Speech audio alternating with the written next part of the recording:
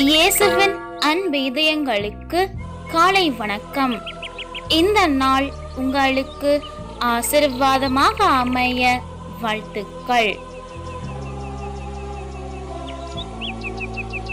இப்புதிய நாளுக்கான ஆசீர்வாத இறைவசனம் திருப்பாடல்கள் அதிகாரம் 91 இறை வார்த்தை 14.